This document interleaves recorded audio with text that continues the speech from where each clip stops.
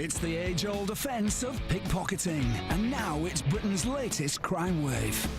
Making this kind of money and having the adrenaline rush with it is brilliant, yeah, I love it. It's £300, sweet for me. The thieves are making a killing. £3,150 in one day. Many swarm in from Eastern Europe.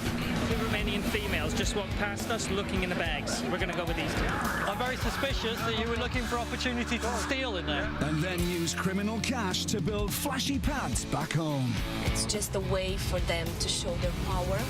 It's very glamorous. They like that a lot. These are the criminals who are pickpockets and proud.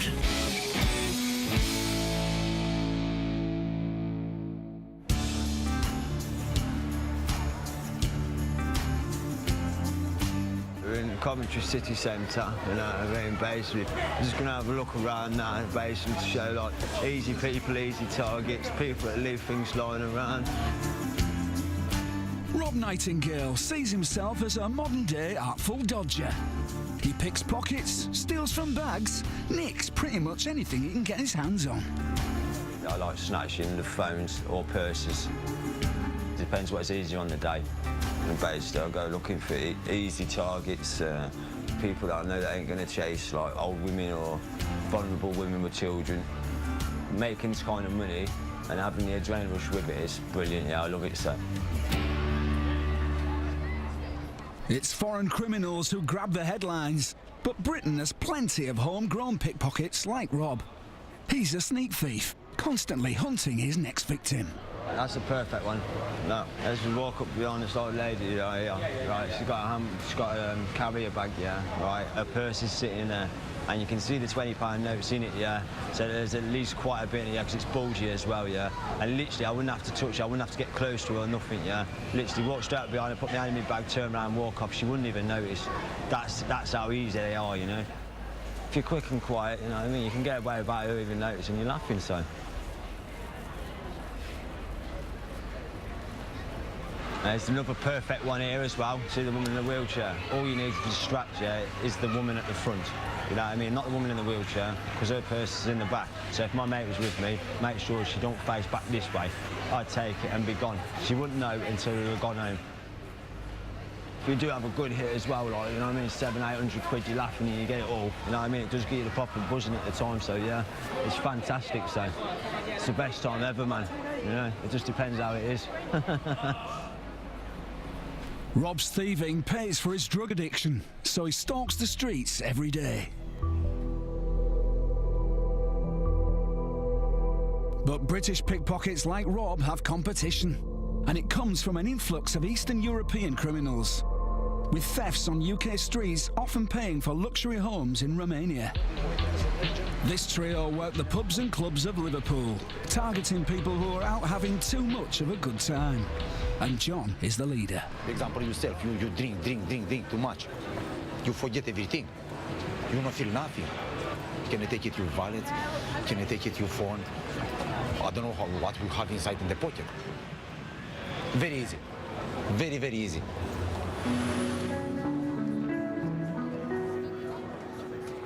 As they prowl the streets, John's in charge.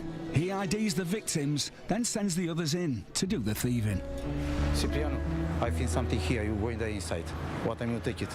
It's coming outside and you give to me.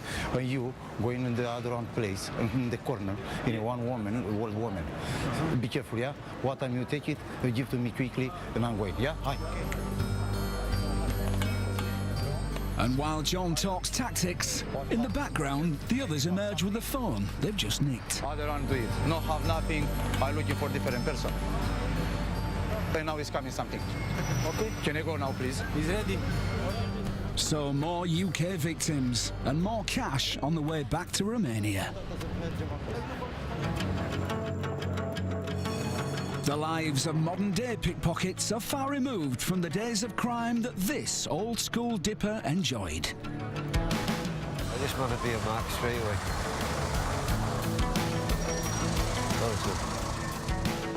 Patrick Whelan has worked the Manchester crowds for decades. This guy here would have been a target. Straight over like that, in. Back in them days, 30 years ago, we were like artful dodgers. We knew no better, we didn't see it as a crime, really. Never hit the lower class, always strike the rich. We were poor, so we took, simple as that. We lived off the land, and that's the way it went. I don't regret it, I had a great time.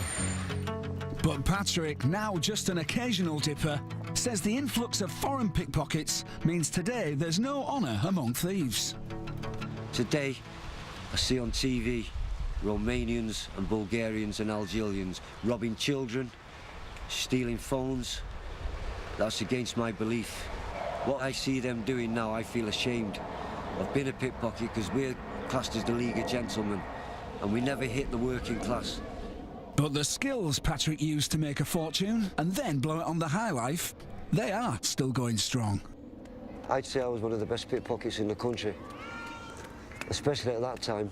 Just for an example, for a spur-of-the-moment example, if I was in America now, the Olympics were on this very day, and I seen a rich Japanese or American going in, he just bought a ticket, he tucked his money back in his front, I'd be straight over, even on my own, cardigan over, it'd be over that hand, he's in his left now, I'd go straight in, and in the blink of an eye, that'd be stuck. He wouldn't feel it and he'd be gone, and I'd be gone.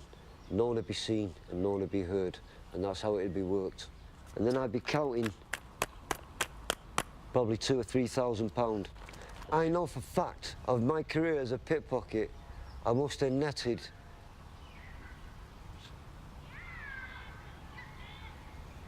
about £3 million.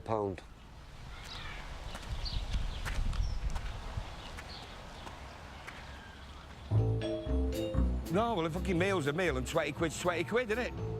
Colin Blaney is another expert ex-pickpocket, and he's Patrick's mate. And the techniques they used then are still in use now. So we've got a member of the Joe public here who's a willing partner, yeah? How this one's going to work? Well, Patrick here, he's going to take the zap. Tommy's going to do the block and I'll get the receive. So basically, somebody who might be on the underground, the metro, or on a bus, or in a tight area, you will come into that person and your elbows or your shoulders will just sort of block that person in whilst the pickpocket can go to work. Grafting is an art form, I know, because when we used to travel, we used to practice on the trains with each other. Tommy's going to walk into the mark, tap him on the shoulder, bump into him, which will be a bit of a stall, Millwall we call it. He'll expose the inside pocket. Patrick here will take the zap and he'll pass it back to me. Yeah, go on. So he taps. No. It has been a while, so they are a bit rusty. But a bit of practice and they're right back in the swing. You just be a little bit behind it because you're both coming up at the same time. In a crowd, you wouldn't even notice. It's all right. You've got to keep practicing. And by the time you get into your mid-20s, your confidence is there. Once your confidence and you're quite a good grafter come together, then you start getting big results. And we got some amazing results, big results all over the world. And big results are exactly what the army of pickpockets working UK streets today have in their sights. A pickpocketing crime wave is sweeping Britain. While all other offences are falling, thieving stuff like bags, phones and wallets is actually on the increase. And Rob Nightingale, a man who's been at it for 4 years, says it's the victims who are to blame. It's a quick thing, innit? So it's an opportunist moment. So if they didn't leave it lying around, I couldn't take it, you know what I mean? So I wouldn't class myself as a thief, like I'd always class myself as opportunist, basically, you know? I prefer that word as well, it don't sound as bad.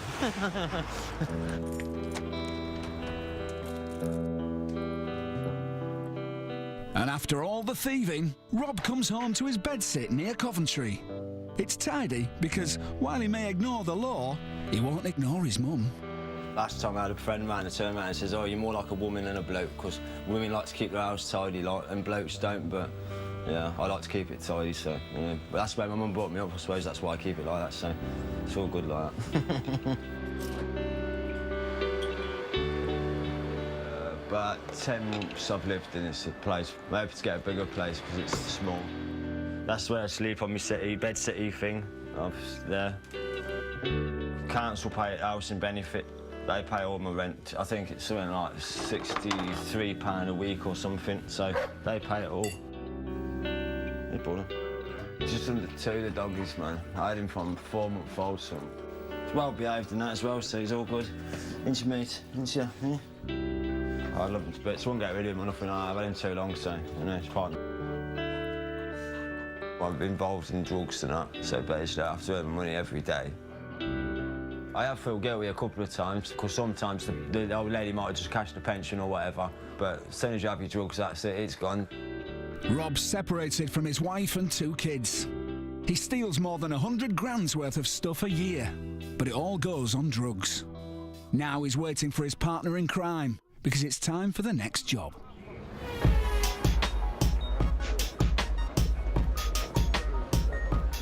But in London, there's a completely different pickpocketing landscape. This is a European hotspot, attracting foreign gang members like these. They're tempted by cash-rich tourists. And these guys come from Romania, the country at the top of the pickpocketing league. I like London because it's beautiful, but also there is a lot of money to be made here. These 3 are from a small gypsy village. Harry's 36 and divorced. He's been here 2 years. Gheorghe is 22, his friend Sorin 23. They've only just arrived. They work in a gang of 6. In Romania, it's different. People are poorer, not like here in London. These people have lots of money. You can pickpocket these people so easily on the tube or when they return drunk from the pubs. It's so fucking easy to pickpocket them. Last year, in London, 1/3 of all the pickpockets arrested were Romanian. In London, it's good because there are many tourists. And we can operate better. The tourists carry money on them and we can knock them down, so to say. We can pickpocket them. This is the right time to take advantage, due to the fact that there are many people here. We sneak in the crowd and we take their wallets, their phones, whatever they have on them. We don't spare them. There are situations when you can steal around 200-300, and there are situations when you can steal around 2,000, 3,000 and 5-6 phones.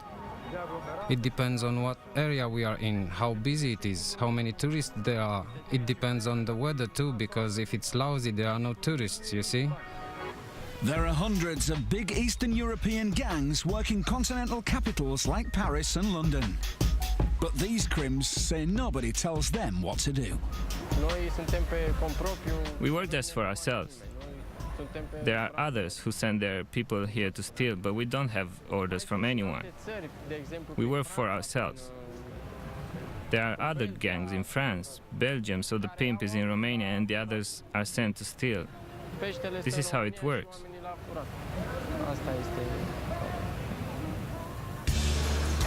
But despite the huge amounts they can steal, Eastern European criminals like these don't live in 5-star hotels, because most of the money these men take is sent back to Romania. I want to build myself a house in Romania, so I send some money back home. So I send the money to my family. They bought some land and want to build a house, and this is what I use the money for. Europol has now highlighted how cheap travel has made it even easier for foreign criminals to hit Britain and make quick money. But the pickpockets aren't getting everything their own way. The cops are on their case. Darren Bond and Steve Stamp are part of Operation Orb, an initiative to crack down on a crime that's blighting the capital. The type of crime we're dealing with, we call dipping, when the person puts their hand into somebody's handbag and takes something. Pickpocketing, where a hand goes into the pocket, or a bag is taken. All those type of crimes, statistically, are put together as theft person. Theft person, over recent years, has been bucking the trend nationally for crime figures, and has been going up and up and up. And within London, Oxford Street, Bond Street, and Regent Street are really their gold mine. where they're most likely to get the high-value thefts. London's the epicentre of UK pickpocketing, with nearly half of all UK theft crimes and almost all the national increase in pickpocketing. So the Met Police has its work cut out. A lot of our work, it is groundwork. It's all right with intelligence and things like that, but you have to be out on the street. And we're hunting, really. As you can start seeing, everyone having a few drinks, relaxing, leaving bags down on the ground and things like that. It's a perfect place for bag thieves and pickpockets. We're looking mainly for people that are looking to pickpocket at junctions or anywhere where there's a crowd, where it's natural for somebody to get close up into somebody's personal space. Quite often on the street like this, we'll notice somebody just because they're hurrying along unnaturally. They'll be making their way through the crowd very quickly. It'll catch your eye. It's atypical behaviour. They'll be looking down at bags or towards back pockets, and that's what often gives them away. It's more rewarding when we get the ones that do play cat and mouse. Some of the tricks they'll do is going into the larger department stores which have escalators. They'll go down an escalator and immediately come back up and watch who's followed them down. They'll go down an alleyway, go around the corner, wait a couple seconds, come back up again. If you make eye contact with them, that's it. You're blown out.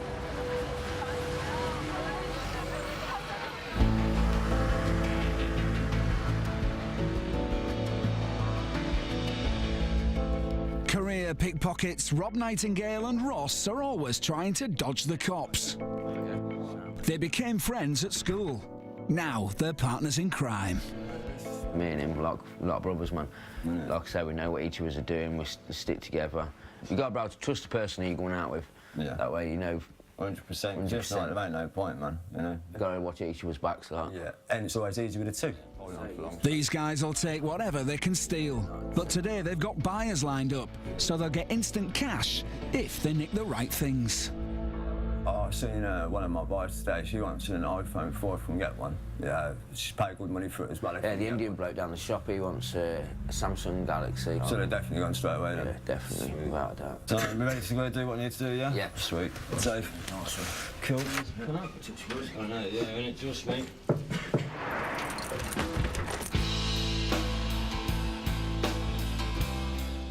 Dedicated pickpockets can certainly gain riches beyond the dreams of most honest people.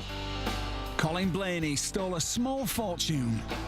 For decades, he was part of a large gang of pickpockets who toured Europe, using their British skills to commit crime wherever they went. First organised graft that I done with a few colleagues of mine was over here in North France, picking pockets at the train stations and on the public transport. Biggest prize in Europe was the land of the Wedge, Switzerland. And what's around it as well on the lakes, because of the tourists going into Switzerland, the big hotels and the motorway cafes, that's where they'd be staying overnight. And they could become targets there before they even got in Switzerland, because they'd be carrying a lot of money for the holidays. If you only went 3-4 times a year, that was sufficient, that was enough.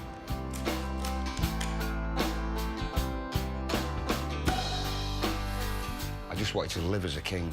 I just wanted to live as a free spirit. Come weekends, we would book in the best hotels, similar to here, rooftop apartments, you know, with parties, invite people, and that's when doors opened and we started to mix with the society people.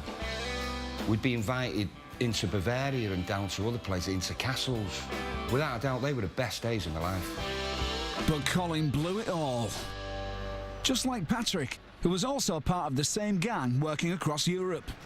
But Patrick wasn't just rich, he was famous. Well, back in them days, I was like the #1 master dipper. I was renowned for it, and I got fed up with it in the end. Police following everywhere, 6 police at a time. Girls always mithering me, and I didn't want to know them. I was busy working. You know, it was like being a pop star. I was like a Justin Bieber. And along the way, he had some incredible dips. One day, there was 2 big gentlemen in Burberry Macs. They looked elite millionaires.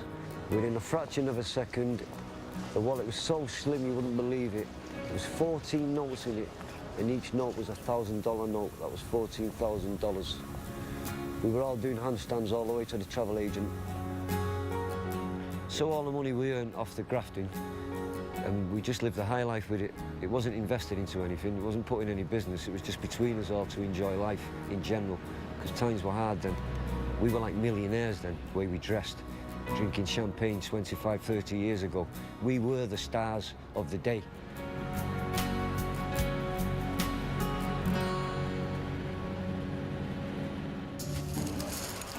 Now, the days of British pickpockets ruling the continent are gone. Today, Eastern Europeans are the kings of crime, and many are working the streets of the UK. The Liverpool gang who targeted drunks in pubs and clubs came here for legit cash. Vinul ăsta este de la mine de acasă. You drink too much, my friend. John and his mates knew that what you can earn in a month in Romania, you can make in the UK in just 2 days. In Romania, you need to work too much and not have nothing. What time you live here in this country, have normal life because the salary in a more better.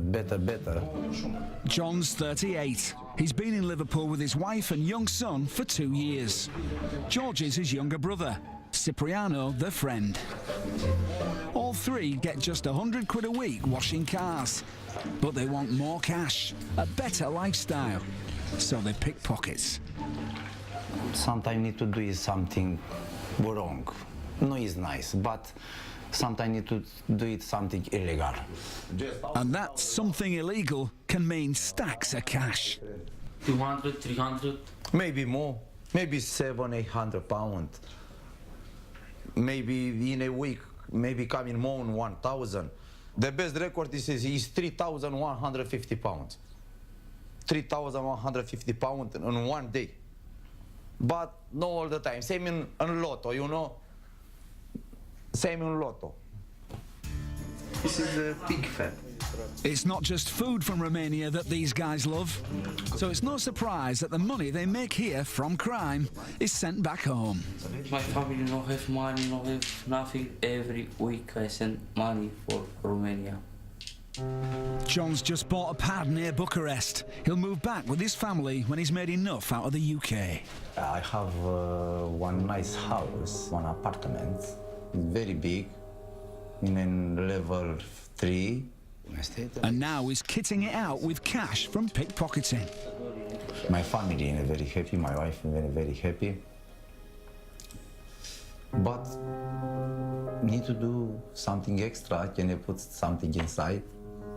And a flat screen TV is at the top of his shopping list. Could have been better yesterday, but we're a bit slow, weren't it?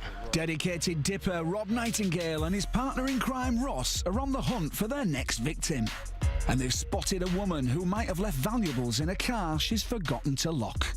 Yeah, and like, she didn't have no phone in her hand, she didn't have no purse in her hand, and them kids blocked me. Yeah, it's got to be in there, yeah. It's a typical plan for a typical crime. And out of sight, somewhere in Nuneaton, it's not long before valuables have been snatched.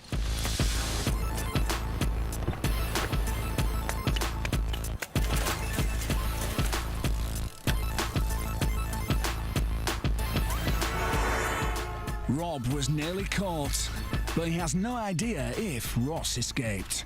I got chased like just a minute ago, like by an Abigail hero, like left Ross on the side.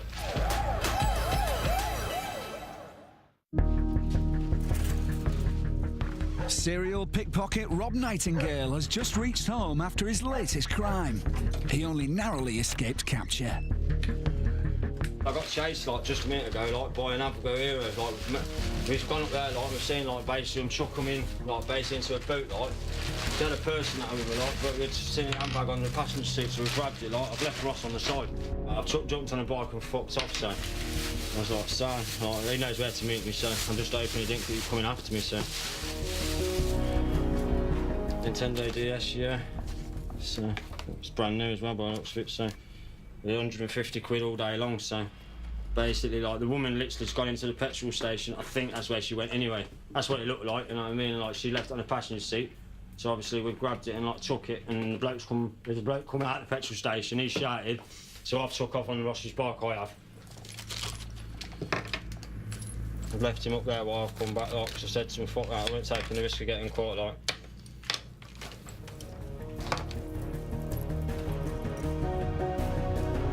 Rob's totting up what it's all worth, but he still has no idea if his partner in crime, Ross, has been caught.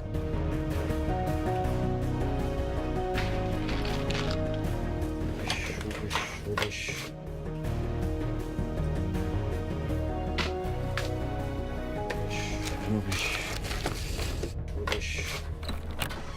Did he chase me? No, fucking he did till he got through the forecourt, but then he's fucked off back in his car. Oh, shit it, mate. The woman who's fucking car with, fucking, bet they weren't a person there, were they? No, literally, that's it. No, she's come out with a purse. That is it, mate. But between that and the phone, 300 quid, man. Fucking sweet. That's what I mean. My battery's one of these. It's shaking off. Fucking innit? That's what I say. Good job the bike's there, innit? Yeah, fucking, fuck that. Things like that. So I only feel sorry for the older people, really. If I can, I'll go without getting older people's, younger people's. Obviously, it's no problem like that. Can basically put it on the shoulders, no problem. But old people, I don't think it's right, really. Got a bit of morals somewhere, like, but obviously with this game, you can't have too many morals, like. You alright, mate? I've got a Nintendo DS, yeah, brand new boxed, bit of silver jewellery, a watch, a fossil watch, yeah, and a Samsung touch phone, man. 300 quid for all of it if you're interested, mate. Yeah? Okay, that's cool. So the profits of crime are sorted. Now they've got to get rid of the evidence. And evidence of pickpocketing is something the Met Police are always after. So Darren Bond is back on the streets with Tim Malden by his side. Right, what's he wearing again? And it's not long before they've got a target, a man who's been caught pickpocketing before. What we got, mate? IC3 with a brown cap on his head. They'll be coming out onto Regent Street, niche in H&M. I'm opposite the Argyle Arms. I've got him in my peripheral on the corner there. So you're by the currency exchange, yeah? It's a game of cat and mouse. So we're still watching Mail from earlier. He's done some jobs in pickpockets or bag theft, sorry, in cafes. I personally haven't dealt with him, but some of the other team have. He just doesn't fit the environment. He's not actually doing anything. We'll keep on him for a bit, see what he does. But while they wait and watch, other team members elsewhere are in hot pursuit. 2 live jobs on the go. We've got PC Bond, who's actually following somebody now going in and out of cafes. And we've also got another informant who's watching a male trying to pickpocket somebody. Yeah, he's following a Romanian who has approached an Arab female with a pushchair. 2 Romanian females just walked past us looking in the bags. We're going to go with these 2.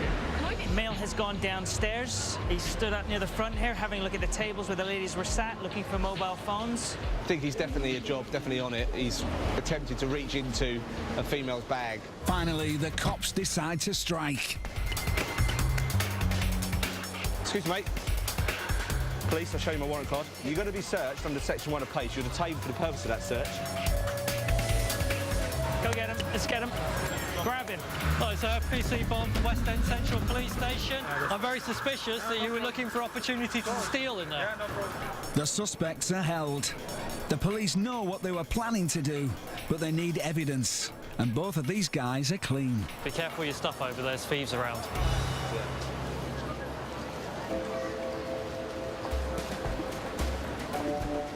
Mobile phones are nicked in 70% of pickpocket-type crimes because they can be sold on quickly and for big sums of cash. That's why they're a speciality for London pickpocket Sarge. Say if you snatch a purse or snatch a wallet or pickpocket a wallet, you're more likely to find credit cards, which you can't do anything because obviously credit card needs PIN number. Where you know when you get a phone, it's guaranteed money. And every day something new phones are coming out. Everybody likes different phones, you know? Monty is Sarge's pickpocketing partner. Their MO is to dress up smart and target drunks. If you don't have a shower, don't have a shave yet, you can't stand next to someone else. If you look like druggies or like a thief, you know what I mean? So Monty's ready for a night on the town. You alright? Yeah, How you been? Oh, fuck, man, I've been waiting for you too long. Come on, let's go, innit? Tonight, they're targeting a huge shopping centre. So listen, what we do, yeah? Let's go down there, Westfield first, see what's happening there. Just to come quick, man. And it's not long before Sarge and Monty have had some success. Yeah, listen, no, it's alright, basically. Well, it's the camera, Yeah. we fucking done it, man. Basically, we see a drunk person, and he wasn't quite with it, so he was like, walking, and like, so we knew from the way how he was acting from his walking, he wasn't right there. So as I approached him, I said, "What's the time, mate?" And he was like tumbling a bit, and I said, "Is there any bars or whatever open?" At this time, my friend Monty has gone behind him, and he's kind of pinched it out of his back. And as he turned around, like Monty was just like there, so I'm trying to distract him, making him look at me. As I knew Monty's walking away straight, like going fast, I knew he's got something, and then I went, "All right, mate, all right," and then we just went off, basically. These guys are addicted to heroin. It's the only reason they targeted the drunk. This ain't even HCC, you know that? That he's taking a bit advantage of somebody who's not quite there, you know? It's a shame, really, because he's probably got all his contact numbers in there. He's probably got his phone, like all photos of his kids or grandchildren or whatever, which is a shame, but we don't really care about that. I mean, I know what I would go through if somebody took my phone. He must be going through the same, but really and truly, we don't care because we need the drugs right now. I mean, we wouldn't have to do this if it was off the drugs, but it's just drugs is just making us low. Let's go, man. We can't stand here, innit? We'll run, man. In Britain, it's estimated that up to half of all theft crimes are committed to fun drug habits. So if I get caught, I get fucked, mate, because obviously I'll have to keep me. Rob and Ross are both driven by heroin addiction. But before they score again, they need to get rid of the evidence of their latest crime. There's a little bit of a bush here now, and there's loads of bricks down there. Yeah, there's loads down here. Fucking, I'll get one. Used to be a brick site down here. I don't even think there is any left, you know. I know, that's what I was thinking. There's a slab here. I think we might have used them all, mate. Yeah, I've got a couple here. Yeah, I've got a few over here as well. Like, not many, like, but there's a few. Basically, the handbag and everything, and fill it up with a few boulders, tie it, and then sink it down. This will do it. This will sink a bush. You got them here, yeah? Oh, Ross, no, come here a minute. So I need you to stand to the side, man, because I'll watch you, so. Cover as much as you can, yeah? And I'll keep sinking that, never come back again. That's it, that's the only comebacks to us, man. That's all good now. That's what I mean, now that's gone, that's it. You know what I mean? At the end of the day, there's nothing that can tie me back to that at all now. Yeah, it's still sinking, it's good, isn't it? That's sinking right into the mud now, that is. Yeah. Isn't it? But a recent snatch didn't go to plan. Rob was caught in the act, and soon he'll face justice. With his record, he'll probably be sent to jail.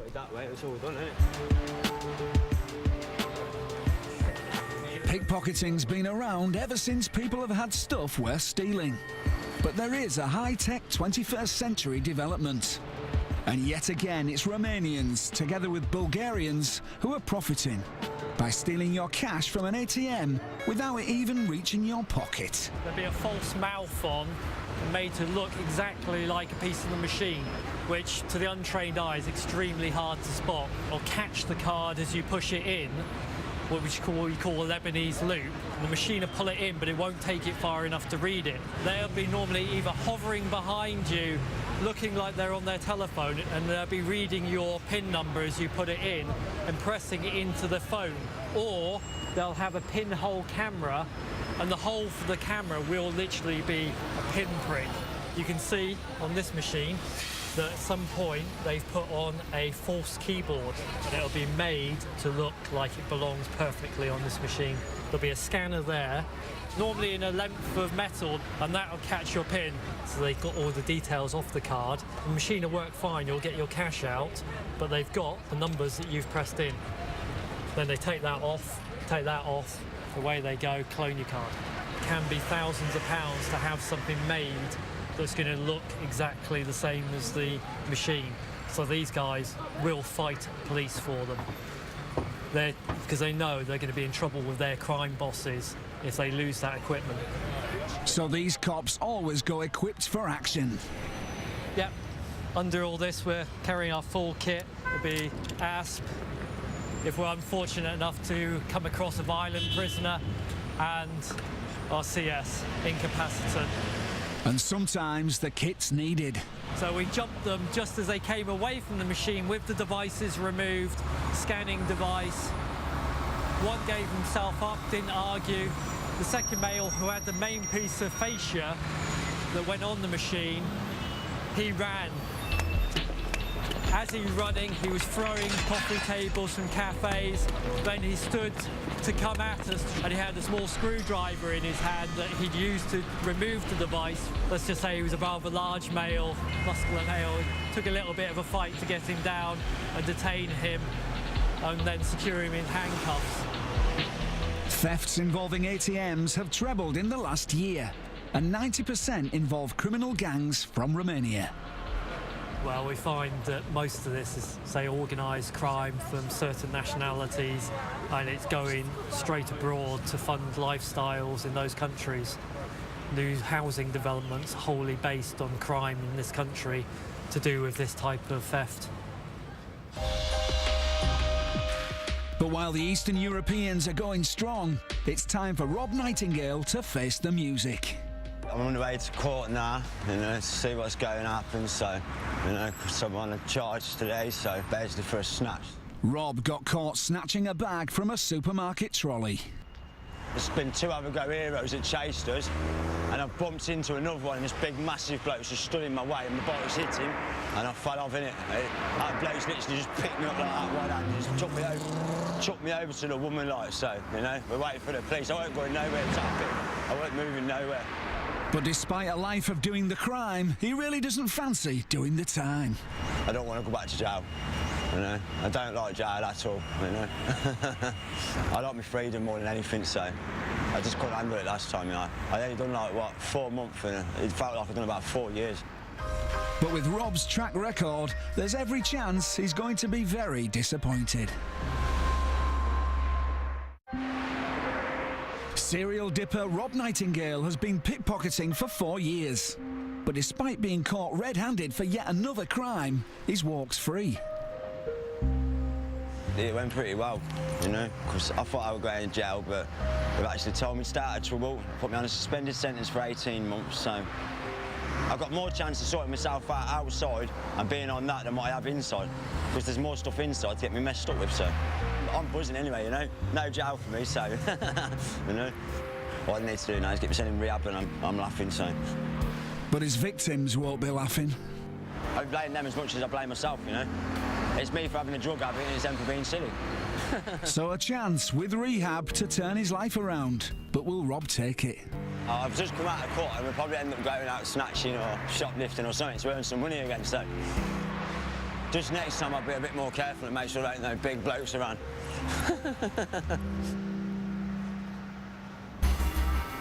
But while one small-time UK criminal considers changing his ways, in Europe there's clear evidence of profits from established pickpocketing networks. This is Liliana Cibano, an investigative journalist who studied crime links between Romania and Britain. Just entering Țintești, which is a small village around 20 kilometers away from Bucharest, the capital city. She's tracked down a village of Romanian gypsies, where some properties have been funded by pickpocketing gangs working in the UK.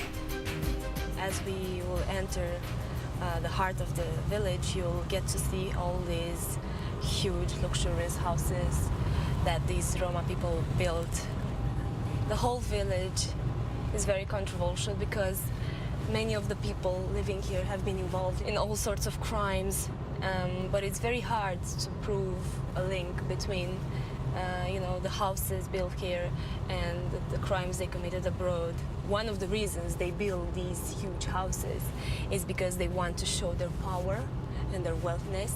It's just a way for them to send the message to the outside world. Sometimes they have luxurious cars parked in front of the houses. It's very glamorous. They like that a lot. There are 240 Romanian gangs making millions across Europe. Many have pickpocketing networks. Others will be involved in more extreme crime. So here, it's not safe to stop and film. We are somewhere outside the village, and as you can see behind me, you get a sense of the scale of the houses and how massive they are compared to the rest of the community. And the power of these criminal clans means even in a neighbouring village, people are too scared to speak out. I spoke to a few people, a few locals, and, well, most of them said that, well, we are aware of the houses and the rich Roma people living there. They said that, you know, they might have committed all sorts of crimes in the past in Romania or abroad in order to gain that money. They see those huge houses and those luxurious cars, and they're just afraid. They're just afraid to do anything and to say something on camera because they are aware of their power. And there's yet more proof of how Eastern Europe is dominating 21st century pickpocketing. Romanian techie Valentin Băuantă was jailed for 5 years for inventing card skimming devices that were used on British ATMs. I was arrested for building this kind of structures or kind of devices which are copying the data from the cards. I manufacture this kind of devices and I sell them. There are hundreds of men like me which are doing this kind of stuff, which are fabricate this.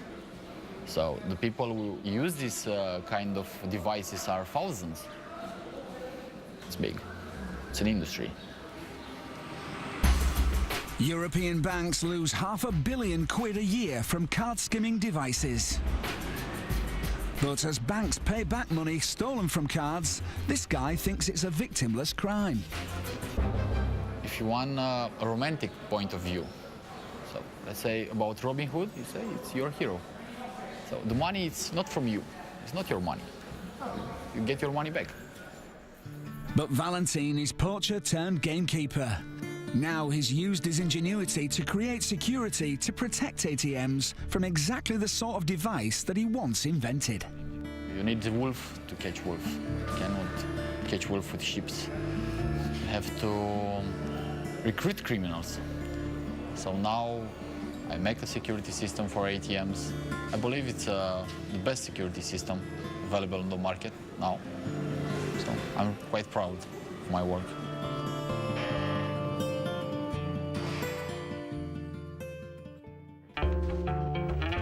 Rob Nightingale is also hoping to turn the corner. He was a daily dipper. Now he wants to take the chance offered him by the courts. Right, I'm packing up, ready to go to rehab. I'm basically, that's it now. Trying to get my life sorted now, so packing my clothes up, bits and bobs, you know what I mean? So 3 months' time, hopefully I'll be back to normal, back clean, and with my head sound sorted, you know? Finally, after what, 5.5 years, man, of being constant in crap and drugs and stuff like that, you know what I mean? It'll be a whole new chapter where I can just start my life afresh, man, and start all over again. You know what I mean? Where I ain't got to basically work out where my money's coming from in the morning and go score and feel like crap, you know? I can actually get up and be like everybody else, just get dressed and go out and get a job and whatever, you know? So, yeah, a big difference, man. Rob's off to residential rehab. It's in Manchester, so he'll leave all this and the drugs behind him. And he has high hopes for the future. You know, there's that many positives for me now, it's unreal, where before there weren't no positives. You know what I mean? But now I can see that light at the end of the tunnel, so I'm buzzing. So one criminal has decided to go straight. But stopping Britain's pickpocketing crime wave, that won't be nearly so easy. Well, losing pounds of a different kind, our supersized season continues with I lost weight but lost my husband. Don't miss that Wednesday at 9. Back to tonight, and those storms are striking everywhere, even under the dome. Stay right where you are for the new season, on the way next.